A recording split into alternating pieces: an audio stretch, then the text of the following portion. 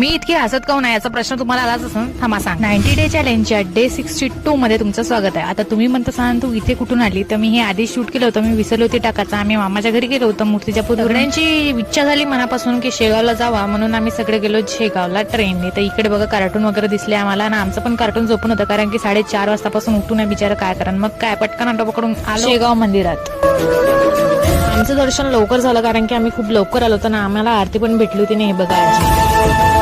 मंदिरात गेल्यावर किती छान वाटते ना, काय सांगू, मस्त वाटते. बसावच राव वाटते तिथे, पण काय करू, आम्हाला जायचं होतं सिद्धपीठ मध्ये. नवीन उघडलाय म्हणे मामा, म्हणून आम्ही गेलो आणि आमच्या बाईची काही झोप झालीच नाही. काही गर्दी नव्हती, आरामात मस्त दर्शन झाले देवीचे. मग आम्ही गेलो खाली पिंड बघायला. मम्मी म्हणे शंकरजीचे पिंड नाही नवनाथ मन, म्हणून आता तुम्हाला सांगत आहे की हे नवनाथ होते. मग आम्ही गेलो या रूम मध्ये जिथं ध्यान लावावं लागते. तर हे सगळे तर बसले होते, मला ते इतकं हसायला येत होतं काय सांगणार पाहून. मग आलो आम्ही बस स्टॉप वर, बस पकडली आणि आजोबा म्हणे मलाही बसू दे. चला आजसाठी पुरेसं. जय गजानन.